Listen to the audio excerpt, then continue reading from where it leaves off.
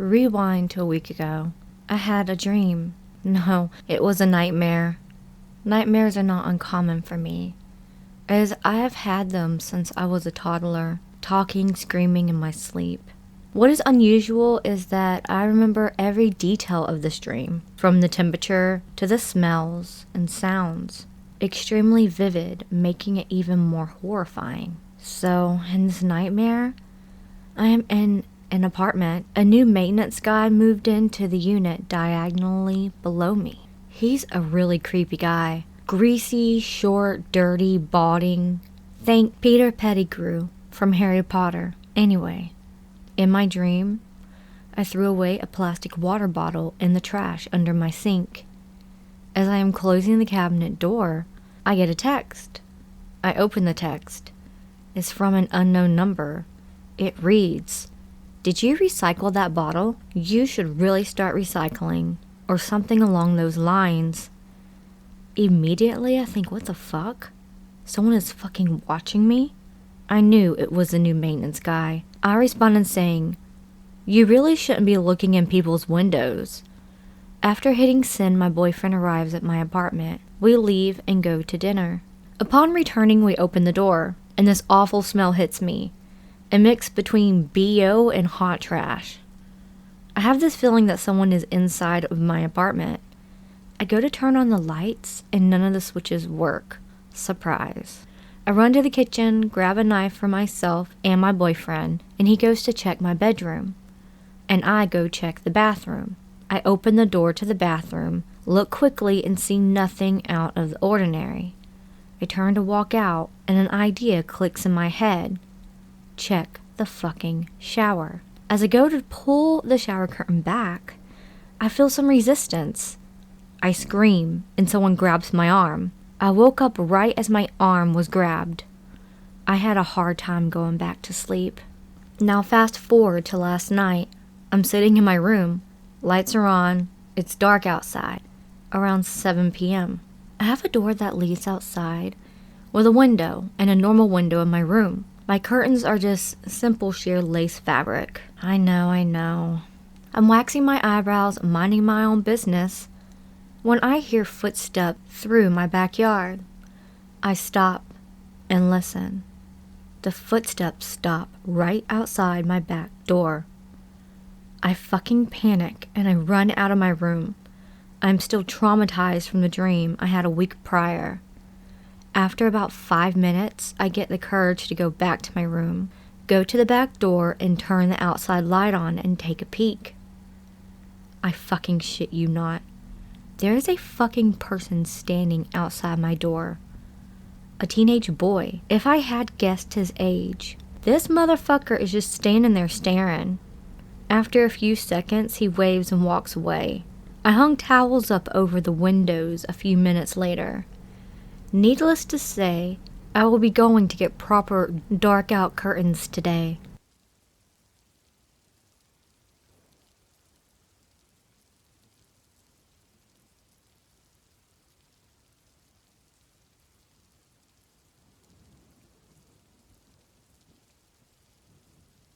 When I was about 6 or 7 years old, so about 35 years ago, I was playing hide and seek with my little sister at my grandparents' house. I was in their basement and thought the old broken fridge in their basement would be a perfect place to hide. That fridge must have been from the 50s, is my best guess. I crawled into the fridge. I can still remember how it smelled in there, like old plastic and some chemical I cannot name. The door latched shut and I laid balled up in the dark, quite pleased with myself, thinking I had found the perfect hiding spot. After just a couple of seconds in the fridge, I heard a voice tell me to start screaming and banging as loud as I could. I did, as I was told. My sister quickly found me and opened the fridge door. I got out and truly didn't realize how much danger I had just been in, but immediately knew this wasn't a good hiding place, and I told my little sister to never go in there. A few days later, I remember telling my mom and grandma that I had hid in the fridge, but not about the voice, and their faces were panicked. That fridge was removed from the house shortly after. It wasn't until many years later that I realized that I could have died that day. Those old refrigerators could not be pushed open like the ones we have today, and there was only so much air inside. That is what really creeps me out. I'm extremely grateful for that voice that strongly told me to give away my hiding space.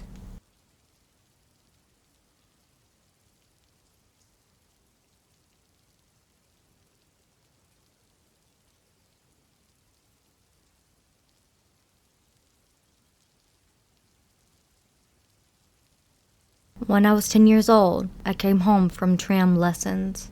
I was sitting in the four-seaters on the side of the window. So I was surrounded by 3 men, each sitting in the seats around me. One to my left, one in front of me, and one diagonally. And there was no one else in the car. I didn't pay special attention to them.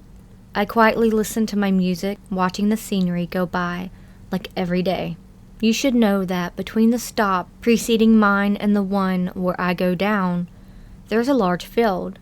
The interval between the two, therefore, took about 6 minutes instead of the usual 2 for the other stops. There is also a white bridge just before the stop. About halfway out of the field, I start to get up to get ready to go out. For me to pass it was necessary that the man to my left and the one diagonally pushed their legs, except that they did not push them, telling myself that they just hadn't noticed me. I said, "Sorry, can you let me pass?" Suddenly, without being able to understand what was happening to me, the man to my left pushes me back into my seat, tears off my headphones, and keeps me in the seat. I am petrified by shock and fear. Glancing out the window, I saw that the tram was crossing the bridge, which meant it was going to arrive at my stop in less than a minute. The man in front of me looks me in the eyes and says, "No, you're going to stay with us until the end." I don't really know what happened at that moment. My brain went to sleep. I just know that I managed to get out and I ran away just before the tram doors closed. I ran home as fast as I could and locked myself inside. The story ended there.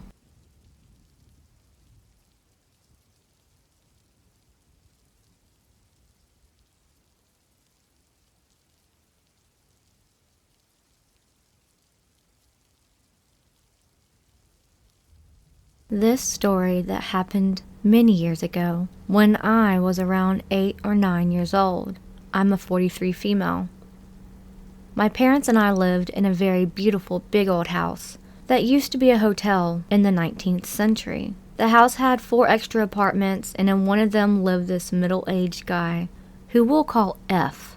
The house was placed on a very small but long road that went between fields and a small forest. All of it is going downhill before it ended right by the beach. There was maybe 15 houses and only one other kid my age, so I would sometimes visit with the adults in the area. There was a few incidents with F, the guy that rented one of the apartments. The first one happened when my friend and I were roller skating and we met F, who was out on his bicycle. We asked him if he could tow us because we were tired, and he let us hold on to his bike.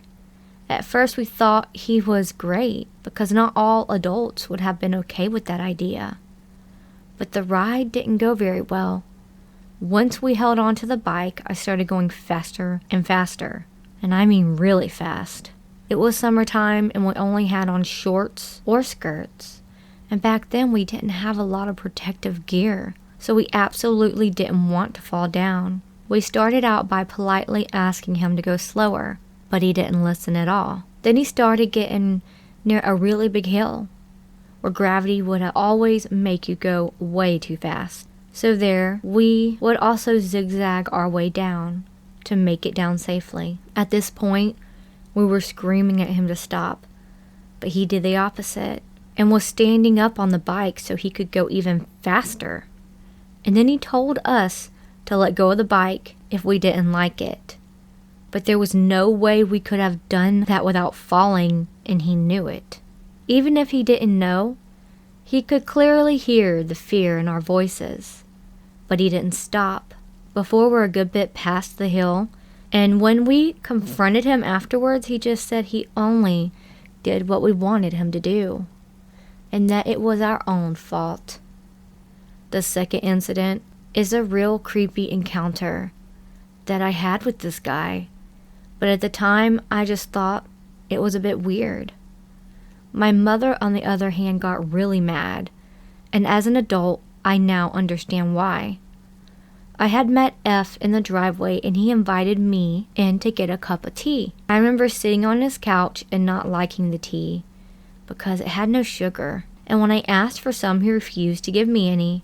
Maybe he said he didn't have any, but anyways, I didn't like the tea, and he kind of forced me to drink it anyway, saying how I was the one that wanted it, and now he went through the trouble of making it, and so on and so on. He got kind of mad, so I did what he told me to do, because he was an adult and I was only a child. That evening I told my mom, and right away she took the phone and called him, and then she yelled at him for endangering us girls when we were roller skating, and got even more angry when she told him to never invite me to his apartment, especially to never force her little girl to do anything whatsoever again. This could have been the end of the story, but actually, I met another guy about 10 years later, and he told me that F had informed him that I was the kind of girl that just needed to be cornered and pressured a bit, and then I would put out. I have more stories to tell, and some that are a lot creepier, but they'll have to wait for another day. Thanks for reading.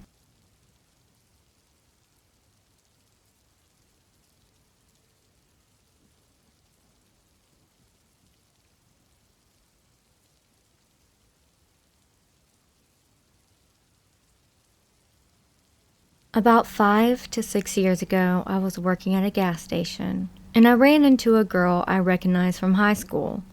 She was with her boyfriend, who was a regular in the store. I distinctly remember him being him because he wore the really cool-looking horn-rimmed glasses. We'd get to talking, and I asked him if he wanted to get together and smoke a bit. He agreed and said he'd wait for me after he dropped off his girlfriend. So, end of shift, around 11 p.m., he comes and he's outside waiting and tells me he knows a really cool smoke spot. I follow him in my car to said smoke spot, and we end up in a gravel lot surrounded by various RVs and trailers. I didn't think much of it because it seemed pretty safe and out of the way from police, etc. We smoke a bit, and afterwards he invited me to his place. And since I was really baked, I said, fuck it, why not? Dude leads me to a really dark neighborhood and takes me to a house that he enters from the basement that leads into a nice room, except for the fact that it had nothing but a bed and a TV. Did I mention there were plastic sheets around the TV and near the bed? The hair stood on the back of my neck like I was in danger, and when he asked me if I wanted to sit on the bed, I politely declined and said it was about time for me to go home. He then asked if I wanted to smoke another blunt before heading out, and because, being the young fiend that I was, I said alright, but also I insisted on being outside. He invited me to his car to roll up and smoke. Now, I was already on edge, maybe from the weed, but I maintain it was my sixth sense. And when the guy turns the radio on, he turns on some music from the early 1900s. Really couldn't tell what decade, the type of shit you hear in the serial killer movies, and starts going on and on about how it was his favorite music. I asked him if he was going to roll up or not because I was really only there to smoke before I left, and he still hadn't started. So he pulls out the wrap and pulls out a knife, and the second I saw the handle, I bolted. I'm talking fast as I have ever run back to my car, locked the doors, and turned the ignition on before he could even get out of the car. I screeched, my wheels peeling out of the neighborhood. Never spoke to him again. I swear I met a serial killer that night, and I just barely managed to get away. What do you guys think? Was I just tripping balls?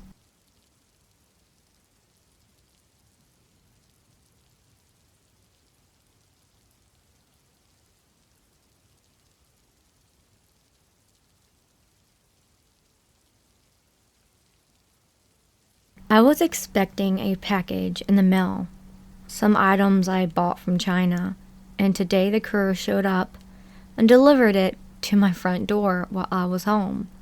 Assuming it was mine, I took the package and opened it. Inside were 2 really old books or manuals of some sort. They were falling apart and the pages were yellowed and musty. Smelled very ancient. I could not read any of the writing, but it looked similar to Arabic or something. So I checked the package again, and it was addressed to someone else. I had mistakenly opened a package that was not mine. I called the customer support line for both the company I bought from as well as the courier who shipped it. And they both say my package with the correct tracking number has been delivered, but it is not mine. In the meantime, I received a notification via my phone that someone was requesting to connect on a social media platform. And it was a person whose package I currently have. What the fuck is happening? What do I do?